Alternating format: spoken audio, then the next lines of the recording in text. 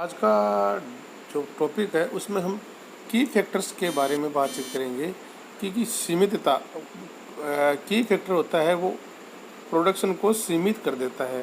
तो हमें उन सीमित करने वाले की फैक्टर को ध्यान में रखते हुए प्रोडक्शन से संबंधित वाले जो डिसीजन होते हैं उसको हम किस आधार पर लेंगे इसके बारे में चर्चा करेंगे। तो सर अपना टॉपिक स्टार्ट करते हैं। देखिए, सीमितता या प्रमुख तत्व के आधार पर प्रोडक्ट मिक्स तय करना। सीमित तत्व वह तत्व होता है जो संस्था की उत्पादन मात्रा को सीमित कर देता है।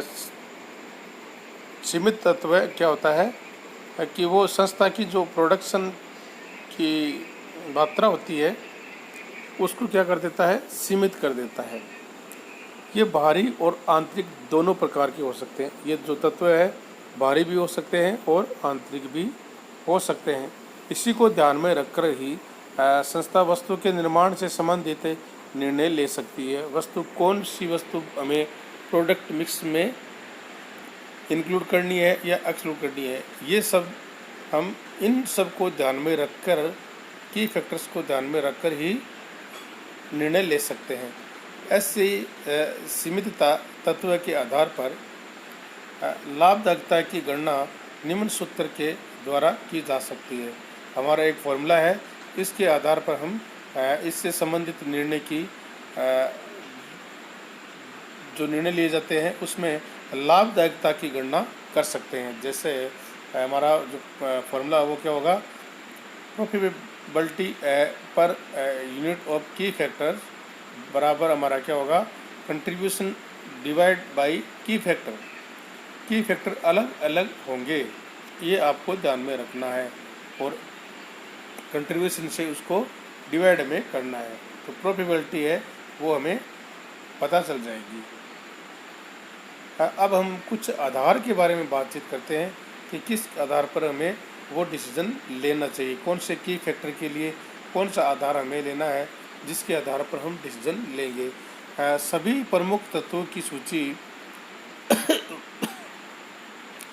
बनाना तो संभव नहीं है, परंतु प्रमुख तत्व व निर्णय आधार निम्न प्रकार से हो सकते हैं। जैसे निम्न आधार आपके ये हैं और प्रमुख तत्व ये होंगे। प्रमुख सीमित तत्व हमारे होंगे। इसमें फर्स्ट जो हमारा तत्व है वो है विक्रय योग्य इकाइयों की मात्रा। अगर हमारा सीमित तत्व है विक्रय योग्य इकाइयों की मात्रा है तो हम प्रति इकाई अंशदान के आधार पर निर्णय लेंगे। क्लियर। नेक्स्ट, कुल विक्रय राशि। कुल विक्रय राशि से संबंधित हमारी वो की फैक्टर है तो हम पीवी रेशियो के आधार पर डिसीजन लेंगे। जिसका पीवी रेशियो ज़्यादा होगा उसको हम वरीयता देंगे और जिसका पीवी रेशियो कम होगा उसको हम सेकंड चॉइस पर रखेंगे। इसी प्रकार कच्ची सामग्री की उपलब्धता की फैक्टर है तो जो कंट्रीब्यूशन है उसको हम सामग्री की मात्रा है क्वांटिटी से क्या कर देंगे, मात्रा से डिवाइड कर देंगे। और नेक्स्ट हमारा है सीमित श्रम कार्य घंटा। ये है तो इसमें हम क्या करेंगे, अंशदान को हम श्रम घंटे से डिवाइड कर देंगे। इसी प्रकार मशीन की सीमितता कार्य क्षमता है तो क्या करेंगे, अंशदान को हम डिवाइड करेंगे मशीन घंटे से। किससे करेंगे, मशीन घंटे से। तीन जो हमारे की फैक्टर हैं जिसमें कच्ची सामग्री की उपलब्धता, सीमित कार्य श्रम कार्य घंटे और मशीन की सीमित कार्य क्षमता, इन सब को इन अंशदान है उससे डिवाइड करेंगे तो हमारे पास जो रेशियो आएगा उस रेशियो के हिसाब से हम हमारे डिसीजन वो ले सकते हैं। अब इसको और बेहतर समझने के लिए एक उदाहरण के माध्यम से आपको समझाते हैं, परंतु इससे पहले आपको बताएंगे कि इनको हम किन किन नामों से जानते हैं। इन तत्वों को हम सीमितता तत्व है, इसमें लिमिटिंग फैक्टर्स बोलते हैं, और प्रधान बजट तत्व है जिसको प्रिंसिपल बजट फैक्टर बोलते हैं, और शाही तत्व गवर्निंग फैक्टर भी बोलते हैं इसको, और प्रमुख तत्व जिसे अभी बातचीत चल रही थी हमारी की फैक्टर भी इसको बोलते हैं। इनमें से एक या एक से अधिक तत्व भी आपके सामने वो डिसीजन केस में आ सकते हैं, जिनका अधिकतम उपयोग करके क्या करेंगे, हम अपना जो लाभ है वो अधिकतम लाभ हम प्राप्त कर सकते हैं। अब ये देखिए उदाहरण, एक कंपनी जिसके दो प्रोडक्ट ए और बी, उससे संबंधित आपको सूचनाएं दी जा रही हैं। इसमें सेलिंग प्राइस पर यूनिट आपको दिया जा रहा है, प्रोडक्ट ए 100 और 200। मटेरियल कॉस्ट पर यूनिट, एक यूनिट की आपको 10 रुपये पर केजी के हिसाब से पेमेंट करना होगा, और वो है 20 रुपीज़, 20 रुपये, और 50 रुपीज़, 50 रुपये। और डायरेक्ट वेजेज जो है वो 30 और 60, और वेरिएबल कॉस्ट 10 और 20। टोटल फिक्स्ड ओवरहेड आपके 10,000 हैं आपके। और अब आपको डिसीजन लेना है, उसमें कौन सा लेना है, comment on the profitability of each product when total sales in unit is limited. Sales की जो यूनिट है वो हमारी लिमिटेड है कि इतनी इकाई हम क्या कर सकते हैं, प्रोडक्ट कर सकते हैं, वो उसका प्रोडक्शन कर सकते हैं। दूसरा हमारा है सेल्स वैल्यू इन लिमिट, कुल विक्रय राशि की सीमितता है। थर्ड तो सामग्री की अल्प मात्रा, वो हमारा तत्व है। और थर्ड है हमारा प्रोडक्शन कैपेसिटी इज लिमिटेड है। और प्रोडक्शन कैपेसिटी लिमिटेड में हम देखते हैं कि हमारी सामग्री है वो कुल हमारे पास उपलब्ध है 6500 किलोग्राम्स, और प्रत्येक उत्पाद जो प्रोडक्ट है उसकी अधिकतम हमारी बिक्री है, मैक्सिमम जो सेल्स है वो 100 यूनिट्स है, 1000 यूनिट्स है, 1000 यूनिट्स आपकी वो मैक्सिमम है।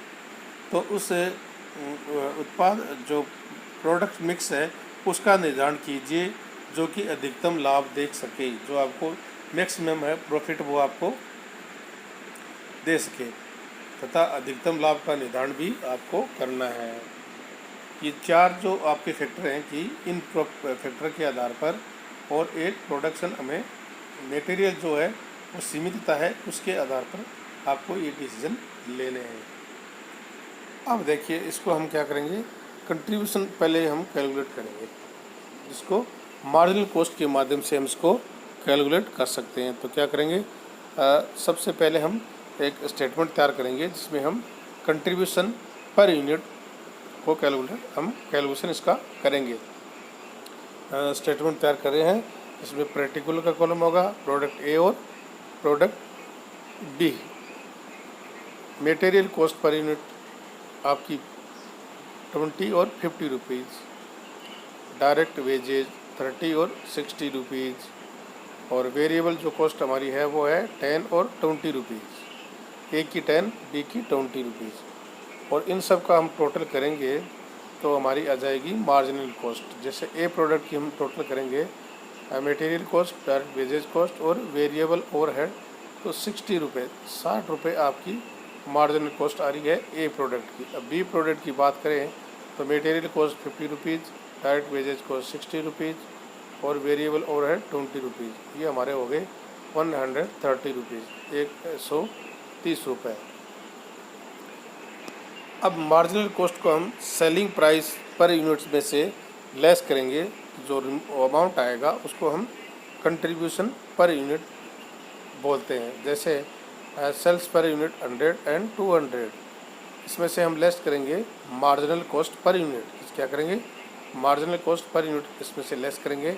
तो देखिए 60 और 130 लेस करेंगे तो हमारे पास ए प्रोडक्ट का जो कंट्रीब्यूशन आएगा वो 40 रुपीज़ और बी का आएगा 70 रुपीज़। ये हमारा आ गया कंट्रीब्यूशन पर यूनिट। अब हम एक स्टेटमेंट के माध्यम से इसकी प्रॉफिटेबिलिटी का चेकअप करेंगे। कंपैरेटिव स्टेटमेंट हम तैयार करेंगे और उसके आधार पर हम रैंकिंग प्रदान करेंगे कि कौन सा फैक्टर होगा तो हम कौन सा प्रोडक्ट यूज करेंगे फर्स्ट रैंक पे। कंट्रीब्यूशन पर यूनिट हमारा देखिए, प्रोडक्ट ए का 40 और बी का 70। रैंक के हिसाब से बात करें तो ए जिसमें मैक्सिमम कंट्रीब्यूशन आ रहा है वो आ रहा है बी का, तो हम बी को वरीयता रैंकिंग 1 देंगे और ए को देंगे सेकंड रैंक। पीवी रेशियो की बात करें तो हमारा पीवी रेशियो वो आएगा 40% और 35%। ए का हमारा 40%,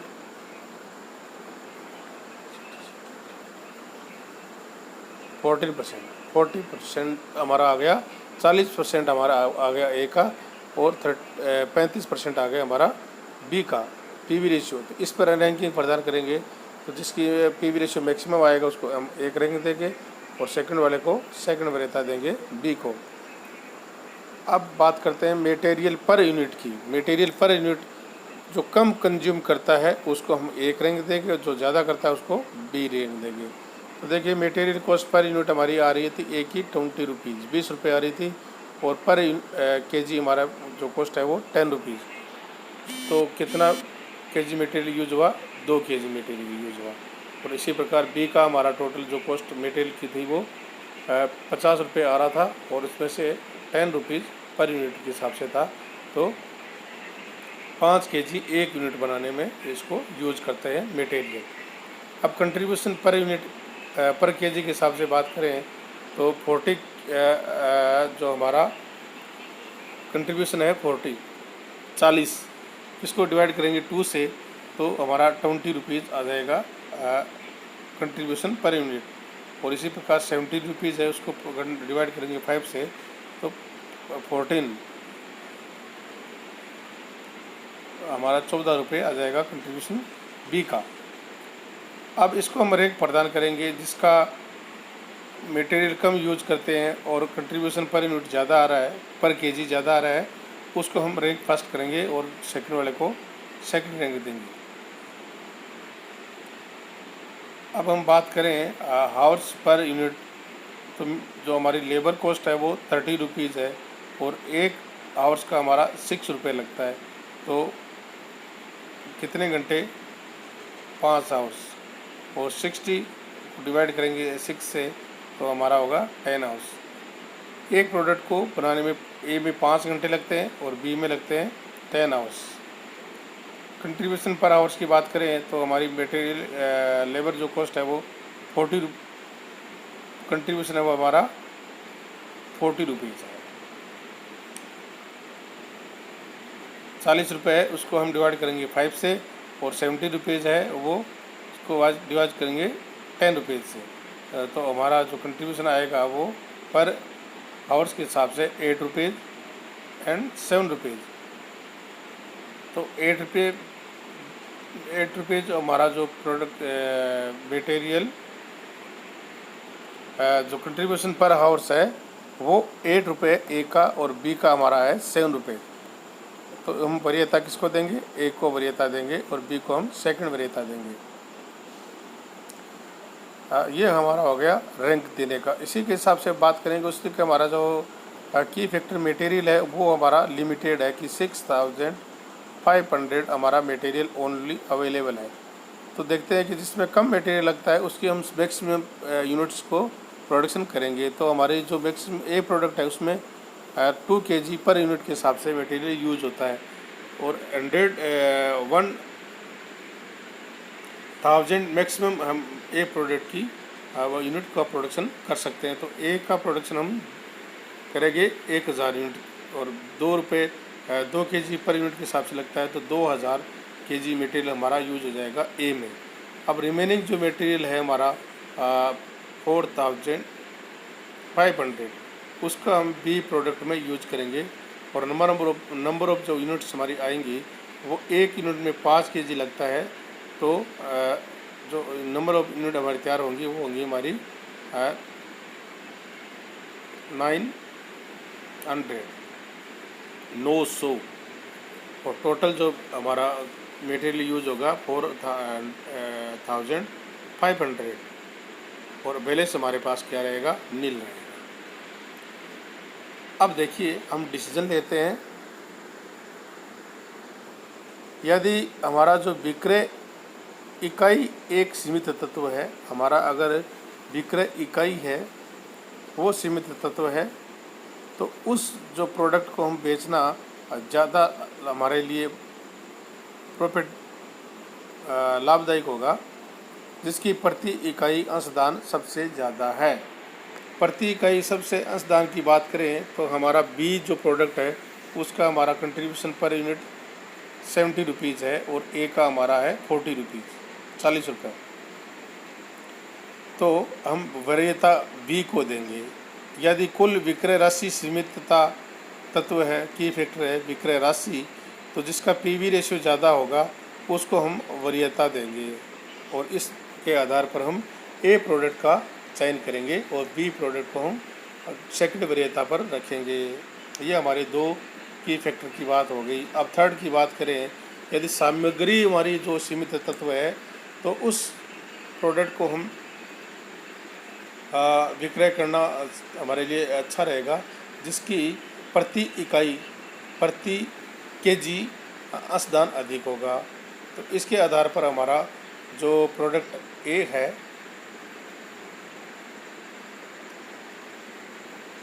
उसमें हमारा जो कंट्रीब्यूशन आ रहा है 20 रुपीज़ आ रहा है, तो हम ए को वरीयता देंगे हमारी मटेरियल जो की फैक्टर है उसमें।